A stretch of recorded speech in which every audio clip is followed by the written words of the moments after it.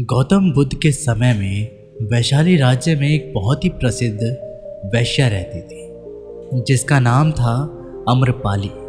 वह बहुत ही सुंदर थी और राजा ने उसे नगर वधु घोषित कर दिया था, यानी कि पूरे शहर की पत्नी। उसके महल के द्वार पर सदा सोने के रथ खड़े रहते थे, यहाँ तक कि महान राजाओं को भी उससे मिलने के लिए इंतज़ार करना पड़ता था। वह केवल एक वैश्या थी, लेकिन इतनी अमीर हो गई थी कि वह राज्य खरीद सकती थी। अम्रपाली का शरीर जितना सुंदर था, उससे कहीं सुंदर उसकी आत्मा थी, जो सच्चे प्यार के लिए तरसती थी। क्योंकि अम्रपाली खुद से वैश्या नहीं बनना चाहती थी, उसे जबरदस्ती राजा ने वैश्या बनाया था। अम्रपाली के वैश्या बनने के पीछे एक कहानी है। अम्रपाली अपने ग्राहकों को बहुत ही ज़्यादा प्यार करने का दिखावा करती थी, क्योंकि उसे इसके लिए भुगतान किया जाता था। लेकिन अंदर से वह उन सब से नफरत करती थी, क्योंकि वह सभी उसका इस्तेमाल एक भोग वस्तु के रूप में किया करते थे। एक इंसान के रूप में उसका सम्मान कोई नहीं करता था। एक दिन अम्रपाली अपने महल की बालकनी में खड़ी थी। अचानक उसने महल के सामने एक युवा बौद्ध भिक्षु को गुजरते हुए देखा, जिसके पास कुछ भी नहीं था सिवाय एक भिक्षा पात्र के। लेकिन उसके पास जबरदस्त जागरूकता थी और लोगों को खुद की ओर आकर्षित करने की अद्भुत शक्ति थी। जब युवा बौद्ध भिक्षु ने ऊपर की तरफ देखा तो अम्रपाली उसे देखती रह गई। युवा भिक्षु ने अम्रपाली की ओर देखते हुए बेहद सम्मान भाव के साथ अम्रपाली को प्रणाम किया। अम्रपाली एक टक उस युवक भिक्षु को देखती रही, क्योंकि पहली बार किसी ने अम्रपाली को सम्मान की नज़रों से देखा था। किसी ने पहली बार उसे इंसान होने का एहसास दिलाया था। अम्रपाली तुरंत सीढ़ियों से नीचे उतरी और बाहर आकर उस युवा भिक्षु के पैर छुए और कहा, प्रभु कृपया आज एक दिन आप मेरे मेहमान बने और मेरे महल में चलकर भोजन स्वीकार करें। उसके बाद अम्रपाली ने कहा, कृपया मेरे निमंत्रण को ना करें, क्योंकि पहली बार मैंने किसी को निमंत्रण दिया है। मुझे हजारों बार राजाओं और सम्राटों द्वारा आमंत्रित किया गया है, लेकिन मैंने कभी किसी को आमंत्रित नहीं किया है। ये मेरा पहला निमंत्रण है। युवा भिक्षु ने सम्मानपूर्वक अम्रपाली का निमंत्रण स्वीकार करते हुए भोजन ग्रहण किया। भोजन देने के बाद अम्रपाली ने कहा, प्रभु आज से 3 दिनों के बाद बारिश का मौसम शुरू होने वाला है, जो कि 4 महीनों तक रहेगा, और मैं आपको अपने घर में 4 महीने रहने के लिए आमंत्रित करती हूँ। आने वाले 4 महीने के लिए यह महल आपका आश्रय होगा। मैं आपको पूर्ण रूप से आश्वस्त करती हूँ कि मैं किसी भी प्रकार से आपके ध्यान में बाधा नहीं बनूंगा, बल्कि जितना मुझसे हो सकेगा आपके ध्यान की सुविधाओं को सुगम बनाने का प्रयास करूंगा। युवा बौद्ध भिक्षु ने कहा कि माफ़ कीजिएगा देवी, लेकिन इस विषय में मैं स्वयं निर्णय नहीं ले सकता। मैं आपके प्रस्ताव के विषय में बुद्ध से पूछ लूँगा। अगर वह मुझे अनुमति देंगे तो मैं आपके महल में आश्रय अवश्य स्वीकार कर लूँगा। इतना कहकर वह बौद्ध भिक्षु वहाँ से चला गया। इससे पहले कि भिक्षु बौद्ध के पास पहुंचता और अम्रपाली के प्रस्ताव के बारे में कुछ बताता, उससे पहले वहां पर एक मौजूद अन्य भिक्षु बुद्ध के पास पहुंच गए और बुद्ध से कहा, आप उस युवा भिक्षु को रोकिएगा। अम्रपाली ने उसे 4 महीने रहने के लिए अपने घर पर बुलाया है। अम्रपाली एक वैश्या है और एक भिक्षु एक वैश्या के घर में 4 महीने रहे, ये सही नहीं है। इससे हमारे संघ में गलत संदेह फैल जाएगा। बुद्ध ने कहा, कृपया आप लोग शांत हो जाएं और उस भिक्षु के आने की प्रतीक्षा करें। थोड़ी देर बाद वह युवा भिक्षु बौद्ध के पास आया।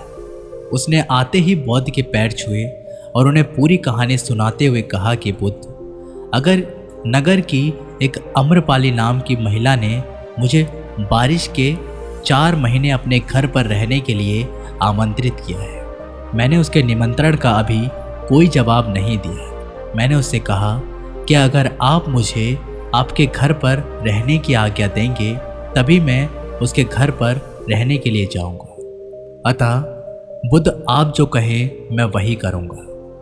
उस युवा भिक्षु ने अम्रपाली के विषय में वैश्या शब्द का प्रयोग ना करते हुए केवल महिला शब्द का प्रयोग किया। बुद्ध ने उस युवा भिक्षु की आंखों में देखा और कहा, तुम रह सकते हो। तभी अचानक एक बूढ़ा भिक्षु खड़ा हुआ और बोला कि बुद्ध, ये सही नहीं है।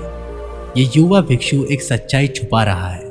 इसका कहना है कि एक अम्रपाली नाम की महिला ने अपने घर पर रहने के लिए इसे आमंत्रित किया है, लेकिन वह एक महिला नहीं है, वह एक वैश्या है।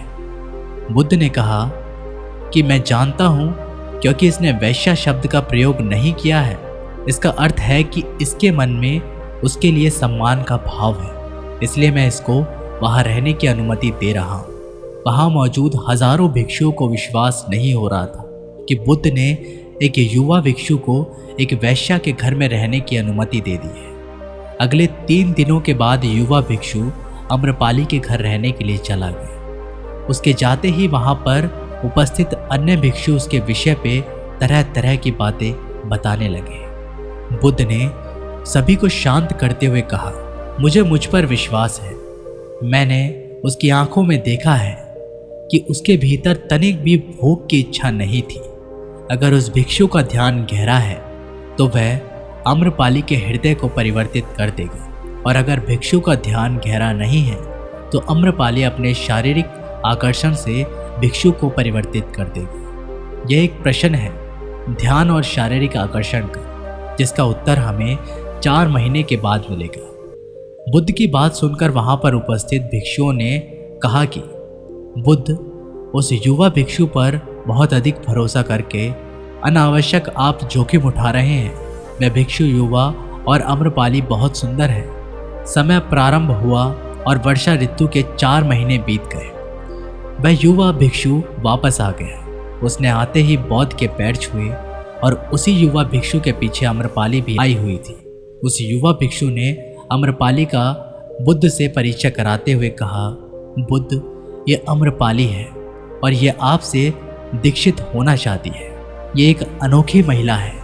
ये ना केवल सुंदर है बल्कि इसकी आत्मा भी इतनी ही शुद्ध है जितनी आप कल्पना कर सकते हैं। अम्रपाली ने बुद्ध के पैर छुए और कहा, मैं पहली बार देखने भर से इस युवा भिक्षु से प्रेम करने लगी थी, इसलिए मैंने अपने सौंदर्य से कई बार इसे आकर्षित करने का प्रयास किया, लेकिन मैं पूर्ण रूप से असफल रही। इसके बजाय इस युवा भिक्षु ने मुझे ध्यान के प्रति जागरूक किया और एहसास कराया कि वास्तविक जीवन भोग नहीं परंतु ध्यान है। इसलिए बुद्ध, मैं अपनी सारी संपत्ति आपके शिष्यों को दान देना चाहती हूँ और शेष जीवन ध्यान में बिताना चाहती हूँ। इसके बाद अम्रपाली बुद्ध के शिष्यों में पहली महिला हुई जिन्हें आत्मज्ञान की प्राप्ति हुई। बुद्ध ने अपने पंथ के सभी शिक्षकों से कहा, यदि तुम वैश्याओं की संगति से डरते हो तो उस डर का उस वैश्या से कोई लेना देना नहीं है, बल्कि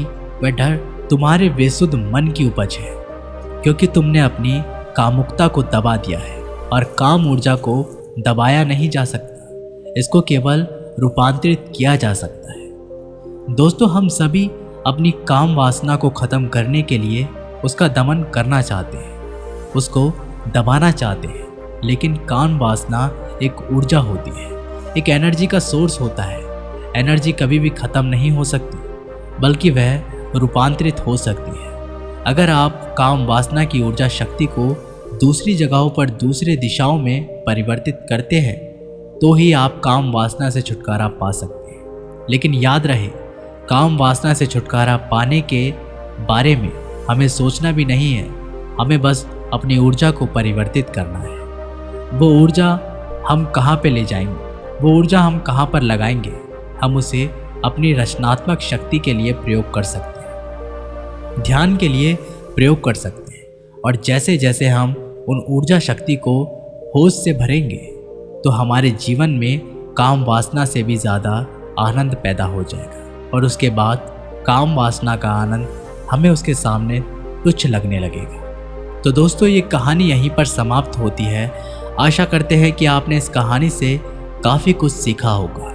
मिलते हैं एक नई कहानी के साथ, तब तक के लिए अपना ख्याल रखिएगा। धन्यवाद।